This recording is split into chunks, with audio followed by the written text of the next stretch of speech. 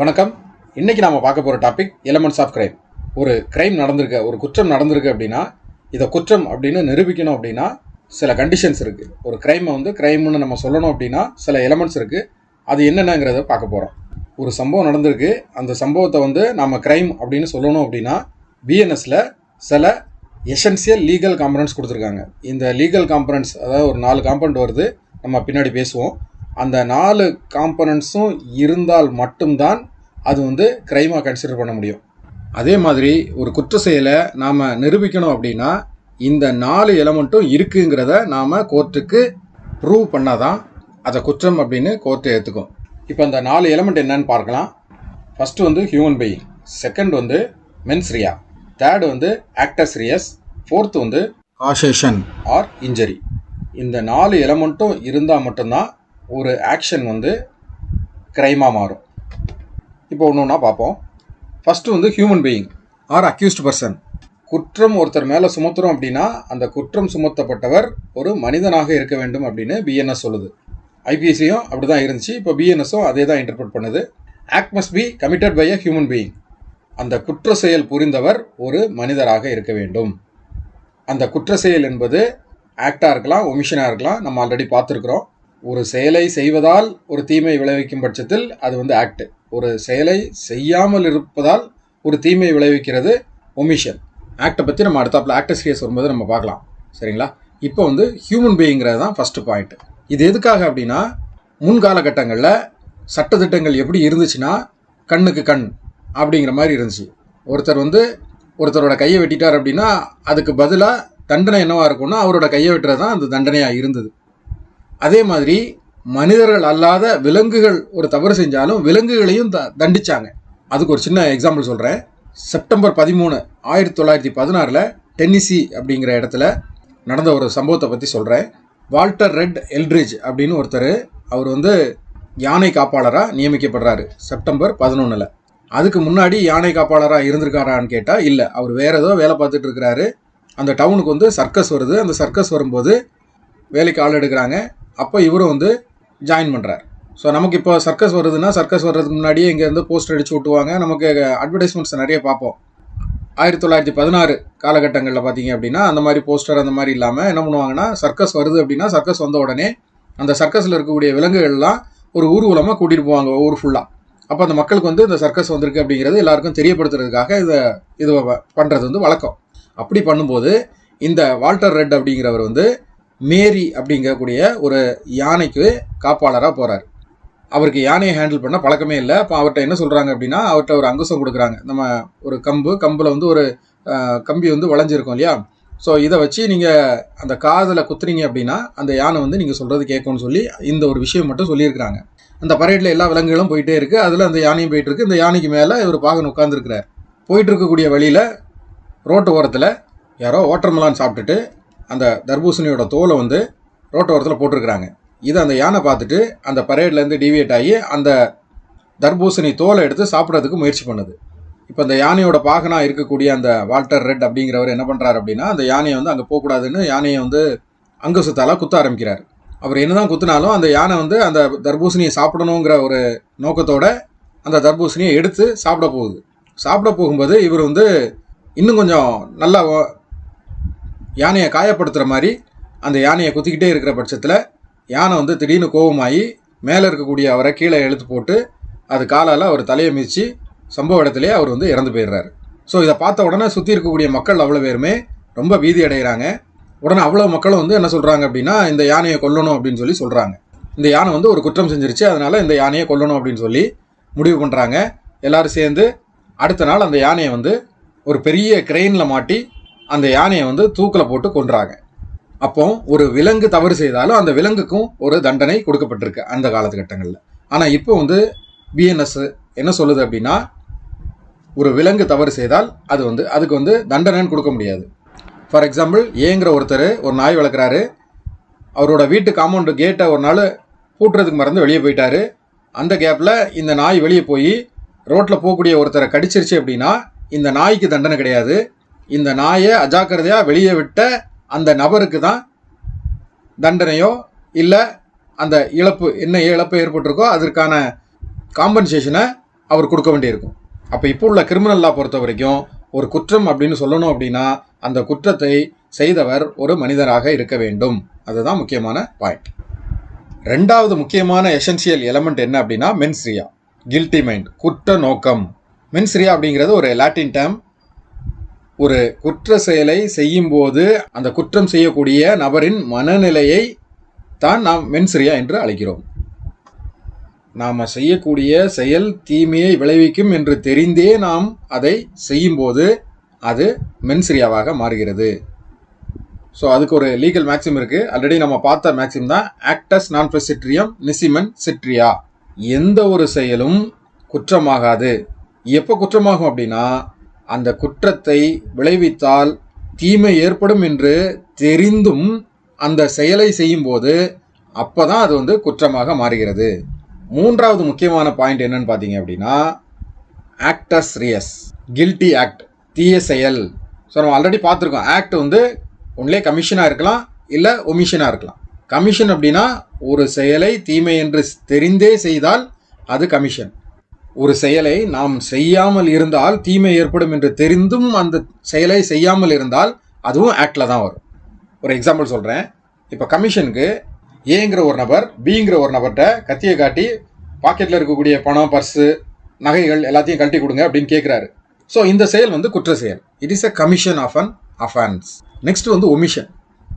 ஒமிஷன்னா சில விஷயங்கள் வந்து நாம் செய்யாமல் விடுவதனால் வரக்கூடிய விளைவுகள். ஃபார் எக்ஸாம்பிள், ஆம்புலன்ஸ் வருது, ஆம்புலன்ஸ் பின்னாடி வருது அப்படின்னா நம்ம முன்னாடி வண்டியில் போயிட்டு இருக்கோம்னா நம்ம வந்து ஒதுங்கி வழிபட வேண்டும். அப்படி ஒதுங்கி வழிவிடாமல் இருக்கும் பட்சத்தில் அதை நம்ம ஒமிட் பண்ணும் பட்சத்தில் அது வந்து குற்றம். அதே மாதிரி டேக்ஸ் கட்டுறது கம்பல்சரிங்கிறது எல்லாருக்கும் தெரியும். தெரிந்தே டேக்ஸ் கட்டாமல் இருந்தால் அதுவும் ஒரு குற்றம். இன்னொரு எக்ஸாம்பிள் என்னன்னா, இப்போ ஒரு தாய் தந்தை இருக்கிறாங்க அப்படின்னா அவங்களோட குழந்தைகளை பாதுகாப்பது அவர்களின் கடமை. ஒரு கேஸ்லாம் சொல்கிறேன். ஆர்பி ஜிப்பின்ஸ் அண்ட் ப்ராக்டர் 1918 நடந்த கேஸ் இது. இந்த கேஸில் ஜிப்பின்ஸ் அப்படிங்கிறவர் அப்பா, ப்ராக்டர் அப்படிங்கிறவங்க அவரோட செகண்ட் ஒய்ஃப்.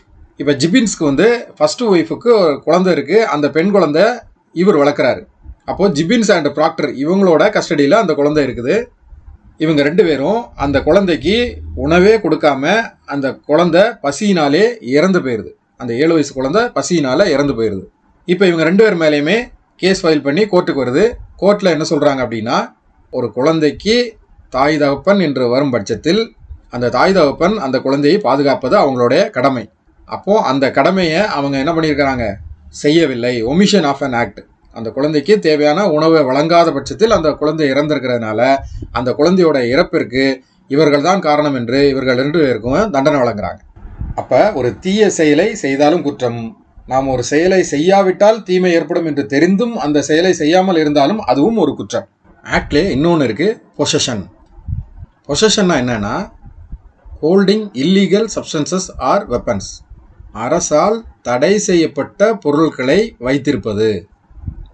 தற்காப்புக்காக நாம் சில ஆயுதங்கள் வச்சுருக்கணும் அப்படின்னா நம்ம அரசாங்கத்திட்ட லைசன்ஸ் வாங்கினா மட்டும்தான் நாம் அந்த ஆயுதங்களை வச்சுருக்க முடியும். ஃபார் எக்ஸாம்பிள், நம்ம வந்து ஒரு துப்பாக்கி வேணும் அப்படின்னா அந்த துப்பாக்கிக்கு லைசன்ஸ் அப்ளை பண்ணி நம்ம வாங்கும் பட்சத்தில் நம்ம அந்த கன்னை வச்சுக்கிறதுக்கு நமக்கு ரைட்ஸ் இருக்குது.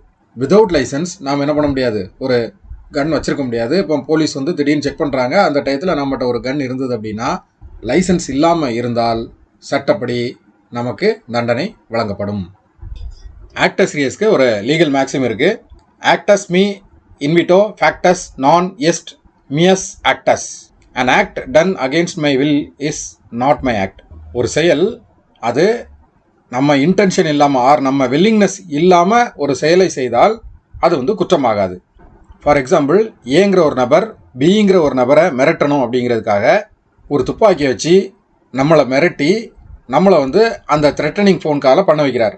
அந்த மிரட்டலுக்கு பயந்து நாம் பிக்கு த்ரெட்டனிங் கால் பண்ணுறோம். இப்போ நம்மளோட இந்த செயல் நம்ம விருப்பம் இல்லாமல் நம்மளை நிர்பந்தப்படுத்தி நம்மளை மிரட்டி செய்ய வைக்கும் பட்சத்தில் இது குற்ற செயல் அல்ல. ஒருவேளை நாம் இன்டென்ஷனோட பியை வந்து மிரட்டணும் அப்படின்னா அது குற்ற செயலாக கருதப்படும். லாஸ்ட் எலிமெண்ட் வந்து காசேஷன் ஆர் இன்ஜுரி. காசேஷன் என்பது செய்த தீய செயலுக்கும் அதனால் ஏற்பட்ட விளைவையும் இணைப்பது தான் காசேஷன். இந்த தீய செயலால் தான் அந்த பாதிப்பு ஏற்பட்டதா அப்படிங்கிறத விளக்குவது தான் காசேஷன். காசேஷனில் 2 டைப் இருக்குது. Factual causation, legal causation. ஃபேக்சுவல்ங்கிறது பட் ஃபார் அப்படிங்கிற ஒரு கான்செப்டில் ஒர்க் ஆகும்.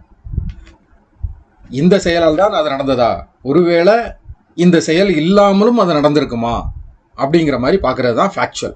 ஃபேக்டை பேஸ் பண்ணி முடிவு பண்ணுவாங்க. ஒரு கேஸில் சொல்கிறேன்.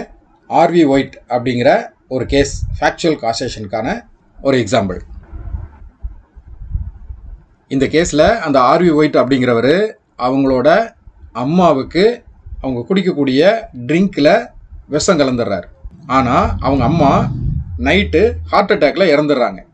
இப்போது இந்த பட்ஃபார் டெஸ்ட்டில் பார்க்கும்போது ஆர்வி ஒயிட் கொடுத்த அந்த ட்ரிங்க்னால அவங்க மரணம் அடையவில்லை, ஹார்ட் அட்டாக்னால தான் இறந்துருக்குறாங்க. அப்போ அவர் அந்த விஷம் கலந்த அந்த ட்ரிங்கை கொடுக்கலனாலும் அவங்க இறந்துருப்பாங்க. அப்போ அவங்களோட மரணத்திற்கு இவர் காரணம் இல்லை. இங்கே பார்த்தீங்கன்னா ஆக்ட் இருக்குது. அதாவது அவங்கள கொலை செய்ய வேண்டும் என்ற நோக்கம் இருக்குது. அந்த நோக்கத்தோடு அவர் என்ன பண்ணுறாரு, அந்த ட்ரிங்க்கில் விஷத்தையும் கலக்கிறாரு. அதே மாதிரி விளைவு இருக்குது. அவங்களோட அம்மா இறக்கவும் செஞ்சிடறாங்க. ஆனால் இவர் கொடுத்த விஷத்தால் இறக்கவில்லை, அவங்க ஹார்ட் அட்டாக்கால் இறக்குறாங்க. அப்போது ஆர்வி ஒயிட் மர்டர் கேஸில் அவரை பனிஷ் பண்ண முடியாது. ஆனால் அவருக்கு என்ன பனிஷ்மெண்ட் இருக்கும்னா, இங்கே ஆர்வி ஒயிட் மர்டர் பண்ணிட்டார் அப்படின்னா அவருக்கு பனிஷ்மெண்ட் கொடுக்க முடியாது.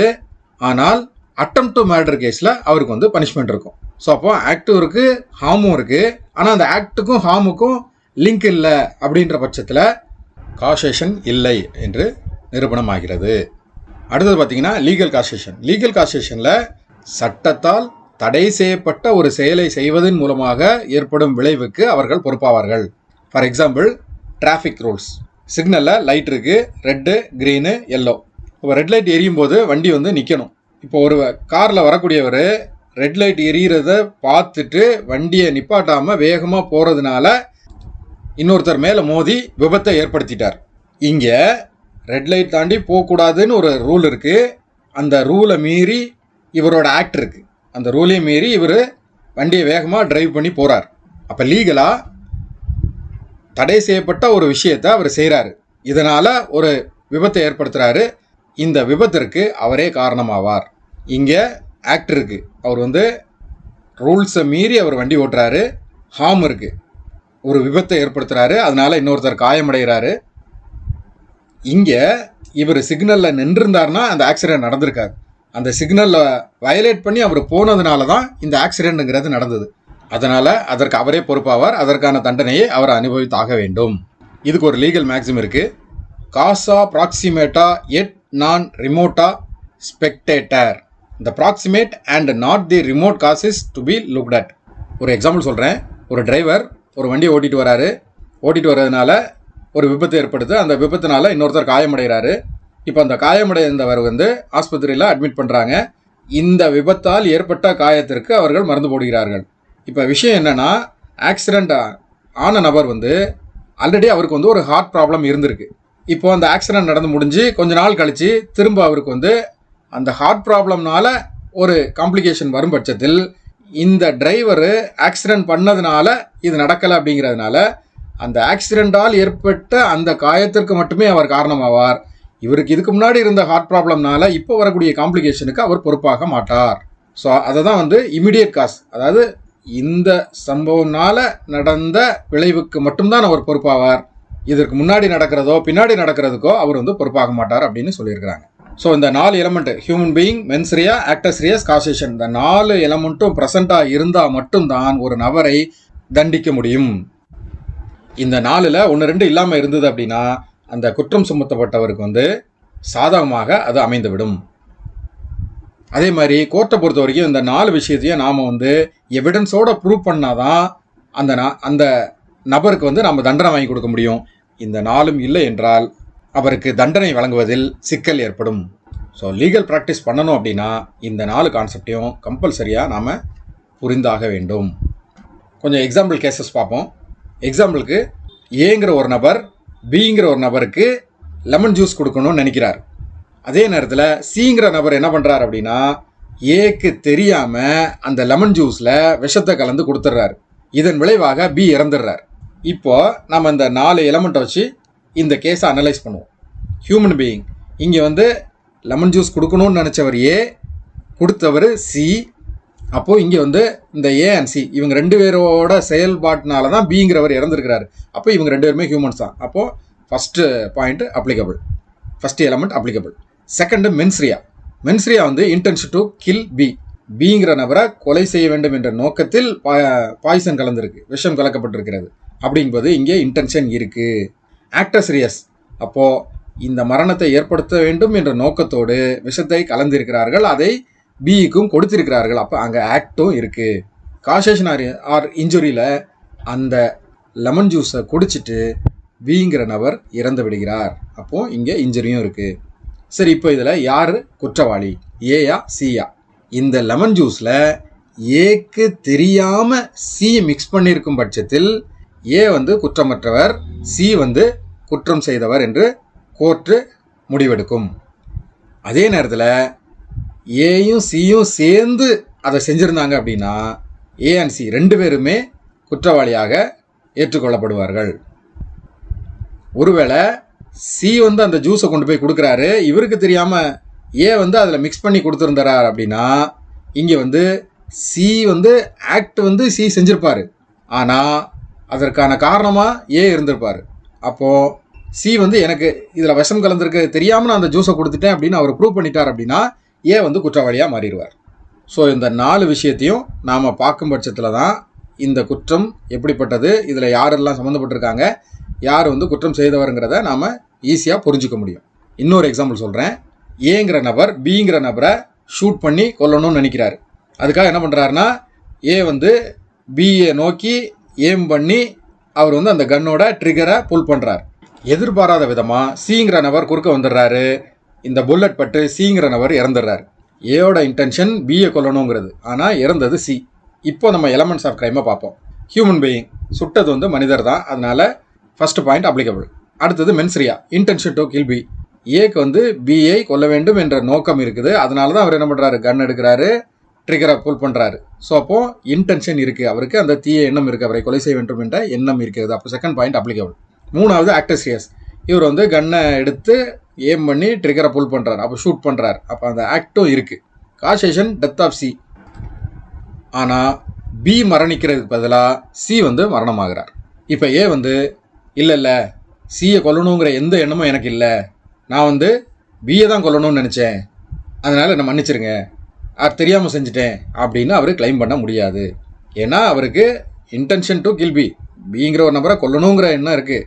ஒருவேளை சி குறுக்க வரலை அப்படின்னா அந்த பி இறந்துருப்பார். அப்போது அவர் குற்ற எண்ணமும் இருக்குது, குற்ற செயலும் இருக்குது, அதனால் விளைவும் இருக்குது, அவர் மனிதனாகவும் இருக்கிறார். அப்போ 4 எசென்சியல் எலமெண்ட்ஸும் அப்ளிகபிள் ஆகும் பட்சத்தில் ஏ வந்து குற்றவாளி என்று கோர்ட்டு முடிவு செய்யும். ஸோ ஒரு கிரைம் நடந்திருக்கு அப்படின்னா இந்த 4 பாயிண்ட் வந்து எசென்சியல். ஸோ இந்த 4 விஷயத்தையும் நாம் கம்பல்சரியாக தெரிஞ்சு வச்சுக்க வேண்டும். அடுத்தது இன்னொரு இன்ட்ரெஸ்டிங் டாப்பிக்கோட சந்திக்கலாம். நன்றி.